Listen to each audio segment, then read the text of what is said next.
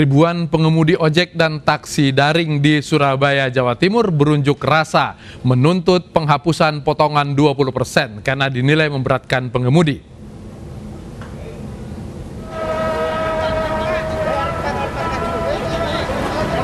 Aksi bakar replika pocong ini dilakukan ribuan pengemudi ojek dan taksi daring di salah satu kantor aplikasi di Surabaya, Jawa Timur.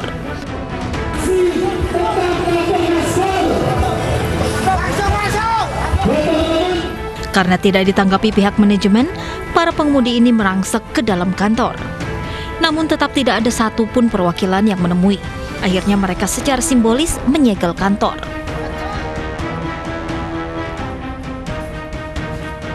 Dalam aksinya, para pengemudi daring ini menuntut aplikator menaikkan tarif order yang dirasa terlalu kecil, serta mendesak agar potongan 20% dihapus atau dikurangi jadi 5%. Selain itu, pengunjuk rasa meminta adanya bantuan atau CSR dari perusahaan aplikasi dan oknum debt collector diberantas. Sebelumnya, ribuan pengemudi ojek dan taksi daring ini melakukan konvoi dan sempat memacetkan arus lalu lintas di kawasan Wonokromo dan Jagir, Surabaya. Mereka mendatangi kantor Pertamina menuntut pemberian BBM bersubsidi khusus bagi pengemudi daring, serta mendesak pemerintah mencairkan bantuan jaring pengaman sosial selama pandemi corona.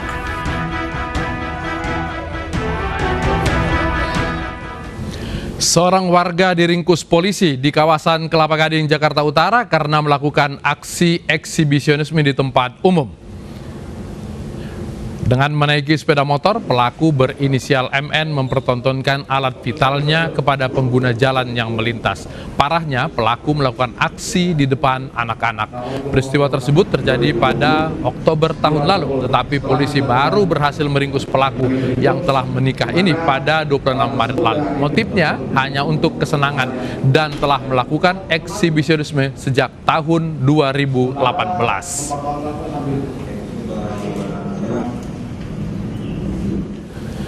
Bagaimana penanganan kasus ini? Kita akan berbincang dengan Kapolsek Kelapa Gading, Kompol Ranggo Siregar. Selamat malam, Bang Regar. Selamat malam, ya. Mas Latif. Jangan Mas, lah sama-sama Siregar kita. Baik, Pak Ranggo, ini bagaimana penanganan kasus ini, kasus eksibisionisme di tempat umum ini? Baik, sebelumnya Assalamualaikum warahmatullahi wabarakatuh. Waalaikumsalam. Dalam kesempatan ini kami akan menjelaskan terkait dengan penanganan perkara kasus yang bermuatan aksi cabul terhadap anak yang terjadi di wilayah kami. Kejadian tersebut terjadi pada tanggal 31 Oktober sekitar pukul 16 di wilayah Kelapa Gading, di mana pelaku menunjukkan ataupun mengeluarkan alat vitalnya di depan umum sehingga dapat terlihat oleh orang-orang. Sudah terjadi. Setelah mendapat kejadian tersebut, tim setelah mendapat informasi tersebut, kami melakukan penyelidikan sehingga akhir menangkap ataupun mengamankan pelaku pada tanggal 26 Maret 2021 di lokasi yang sama. Oke, ada jeda dari bulan Oktober sampai bulan Maret baru tertangkap. Apakah yang bersangkutan melakukan aksi lagi pada bulan Maret baru ditangkap atau memang penyelidikan lama tapi baru berhasil ditangkap saat ini? Putus.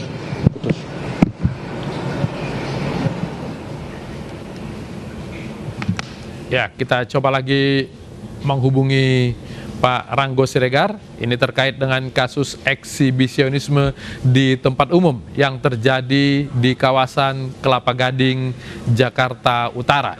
Seperti kata Pak Ranggo tadi, kejadian ini terjadi pada 31 Oktober tahun lalu dan baru tertangkap pada tanggal 26 Maret.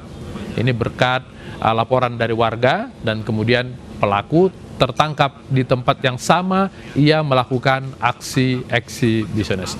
Kita hubungi lagi Kompol Ranggo Siregar. Pak Ranggo. Hubungi lagi Kompol Ranggo Siregar. Ya, masuk. Oke. Ya. Ya. Jadi jeda antara Oktober sampai bulan Maret baru berhasil menangkap itu kenapa? Sampai bulan Maret baru berhasil menangkap itu kenapa? Ya, kami duga karena pola ataupun pelaku itu sering berpindah-pindah tempat, sehingga kami baru mendapati ataupun menerima informasi pada bulan Maret bahwa pelaku akan melakukan aksinya kembali. Ya. Selama melakukan aksi ini sejak 2018, apakah sudah sering sekali menerima laporan dari warga tentang kelakuan orang ini? Sementara kami baru menerima dari satu laporan dengan kegiatan yang sama. Ya, Mas, halo. Kalau ini merupakan penyakit, orang lain, apakah perlu pendampingan psikolog untuk pemeriksaan terhadap orang ini?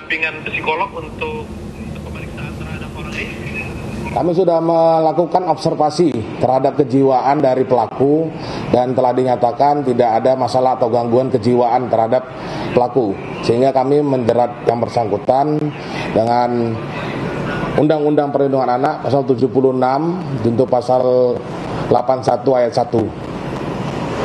Oke, apakah beraksi sendiri atau kemungkinan ada jaringan atau ada gengnya? Sementara yang kami peroleh dari hasil keterangan, yang bersangkutan melakukan aksinya sendiri. Melakukan sendiri. Baik, Kompol Ranggo Siregar, Kapolsek Kelapa Gading, terima kasih sudah bergabung di iNewsroom. Selamat malam. 3 polisi penembak Laskar FPI di KM 50 ditetapkan sebagai tersangka. Kami segera kembali.